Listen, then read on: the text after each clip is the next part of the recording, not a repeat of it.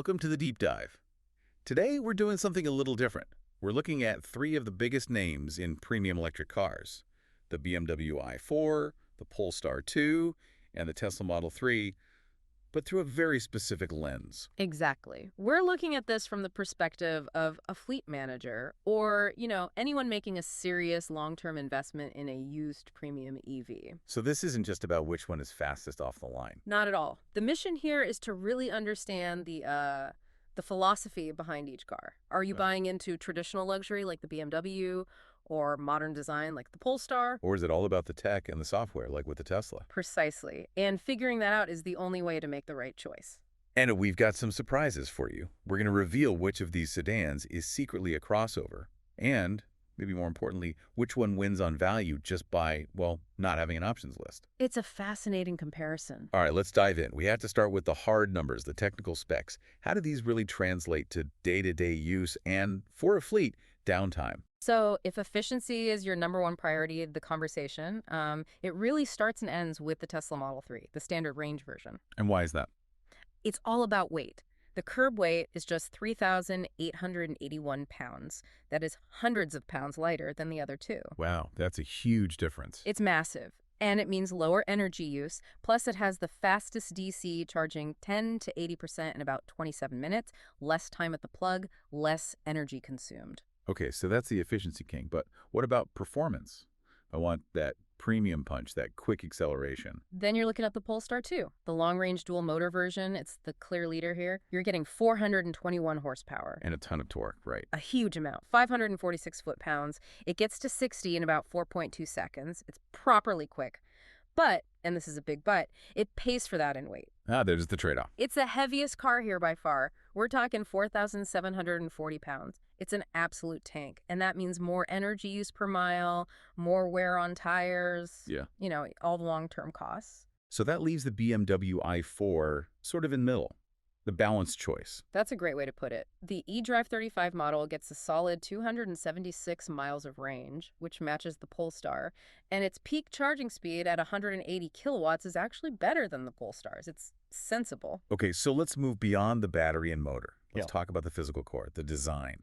And this brings us to that first surprise you mentioned. Why is the Polestar 2 basically a crossover in disguise? I love this detail. It's built on the exact same platform as the Volvo XC40 Recharge. The small SUV. Exactly. And you can see that crossover DNA everywhere. It's got much higher ground clearance, 5.9 inches. The BMW is way down at 4.9. So it's more rugged. You also see Yeah. that plastic cladding around the wheel arches. Right. It's genuinely built for, maybe a gravel road or an uneven city street in a way the others just aren't. It's a huge practical advantage. Speaking of practical, let's talk cargo. The BMW and the Polestar both have that big liftgate opening, right? Not a traditional trunk. Which is a massive win for versatility. You can get big, bulky items in there so much more easily than in the Model 3's, standard sedan trunk. But access is one thing. What about sheer space? And that's where the Tesla's dedicated EV platform just wins. Despite the smaller opening, it has more total cargo room, 24.1 cubic feet. And a big part of that is the front trunk. A very useful 3.1 cubic foot frunk, and this is where we have to call out the BMW's biggest compromise. No frunk at all. Zero. Because that platform was designed to hold a combustion engine, all that space under the hood is just gone. For a premium EV, that feels like a big miss. And all that ruggedness on the Polestar, that high stance, you must have heard it somewhere else. Aerodynamics. Oh, absolutely. It's got a drag coefficient of 0.28. The Model 3, which is obsessed with efficiency, is down around 0.22. So every single mile you drive, the Polestar is fighting the air more than the Tesla is. All right, let's climb inside. The interior experience. We want a premium feel, of course, but I'm really interested in value. Which one just gives you the most stuff as standard? Well, the cabins themselves are like philosophical statements. The BMW is classic luxury. Soft materials, beautiful wood or aluminum trim. It's a cockpit that's all about the driver. Very traditional. Very. The Polestar goes for that cool Scandinavian minimalist vibe with sustainable materials. But, some of the plastics on the center console feel a little bit scratchy. Bit of a letdown. And that shared platform problem comes back inside too, doesn't it? It does, a huge one. Both the i4 and the Polestar have this big hump in the rear floor where a transmission tunnel would go in a gas car. Which is completely unnecessary in an EV. Totally. And it kills the legroom for the person in the middle seat. The Model 3, because it was designed from the ground up as an EV, has a completely flat floor in the back. It's way more comfortable for 3 people. Okay, but here's the killer for me, and I think for any fleet manager. The standard features. This is an absolute undisputed win for Tesla, especially the newer ones, post-2023. They just come complete. What do you mean by complete? Heated and ventilated front seats, heated rear seats, a screen for the back passengers, premium audio. It's all standard. There are no packages to add. Whereas with the others, Oh, you have to jump through hoops. In the BMW, if you want ventilated seats, you first have to upgrade to a specific, more expensive type of leather. It's maddening. and the Polestar. They bundle everything into a plus package. So if you want the panoramic roof, you also have to take the premium sound system and a bunch of other things. Tesla's approach just simplifies everything. That makes so much sense at scale. Yeah. Before we get to software, let's touch on something for used buyers. Battery health. There was some reassuring news there, right? Yes, and this is so important. It really helps kill that myth about EV batteries just dying after a couple of years. What did they find? They tested a 2-year-old Polestar 2, and it showed basically 0 real-world range degradation. It was performing just as well as when it was new. It's a huge confidence booster. That's great to hear. Okay, let's talk about the digital heart of these cars, the software. Because in an EV, the software is the experience.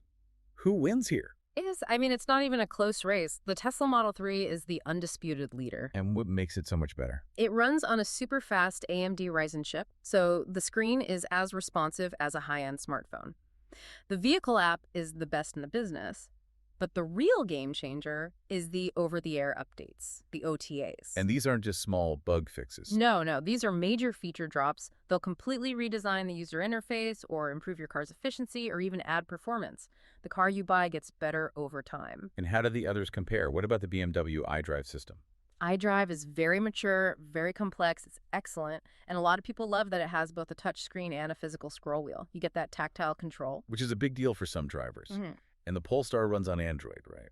Android Automotive, it's adequate. Its best feature is the built-in Google Maps, which is fantastic for route planning, but, you still need to plug your phone in for Apple CarPlay, which feels a little dated. So the OTA strategy is really the dividing line. Tesla is constantly transforming the car. Right. Polestar is doing good, regular updates, but they're smaller in scope. And BMW's updates are still mostly focused on, security patches and bug fixes, not fundamental changes. You're buying a finished product with the BMW, but an evolving one with the Tesla. That's the perfect way to summarize it. Okay, let's put software aside and talk about the physical act of driving. Which one of these is the true driver's car? That title, without a doubt, goes to the BMW i4. They absolutely nailed the classic BMW feel. It's rear-wheel drive, the handling is sharp and engaging, and it is exceptionally refined. You mean it's quiet? Incredibly quiet. They measured the cabin at just 64 decibels at 70 miles per hour. That's on par with ultra-luxury sedans. It's a serene place to be. And the Polestar's right there with it on quietness, right? It is, also 64 decibels. But it feels different to drive. It's all-wheel drive, so it's incredibly planted and confidence-inspiring, especially in bad weather. But the steering is a bit heavier. It feels its weight. Which leaves the Model 3. It's the lightest, so it should be agile. And it is. It's very nimble, very quick to respond. But the trade-off is refinement. It's a little louder inside about 67 decibels. You just get more road and tire noise. It's improved a lot, but it's not as isolated as the German or the Swede. And we have to mention driver aids. Tesla's autopilot is standard. Yes. And it's very effective adaptive cruise and lane centering. With BMW, that's often a multi-$1,000 option. Again, Tesla just gives you the feature. The value proposition is hard to ignore. So after all of that, we're the core conclusion. It's not like choosing one of these isn't just about specs, it's about choosing a team, a philosophy. It really is. You are subscribing to a very specific idea of what a premium car should be in this new era. So let's break down those 3 philosophies one last time for everyone listening. Okay. First, you have the BMW i4 philosophy. This is the traditional driver-focused luxury experience. It's for someone who wants a car that happens to be electric, not an electric car first. It's about prestige and the feeling from behind the wheel. Next up, the Polestar. The Polestar 2 philosophy. This is the design object that happens to be a car. It's for someone who values aesthetics, that Scandinavian vibe, and that unique practical versatility from its crossover DNA. It's for someone who wants something different. And finally, the Tesla. The Tesla Model 3 philosophy. This is the smart device that happens to be a car. It prioritizes software, efficiency, and a simple, seamless ecosystem from buying to charging. For most fleets or anyone focused on total cost and ease of use, it's the overall best choice. So here's the thought I want to leave you with. Given that the Tesla Model 3 has kind of rewritten the rules on value by making everything standard, does the future of premium in the car world mean that kind of simplified, complete package? Or does the deep customization you get from a brand like BMW still hold its traditional appeal? Something for you to think about. If you enjoyed this deep dive, consider following the channel. You can also support me by buying me a coffee through the link in the description.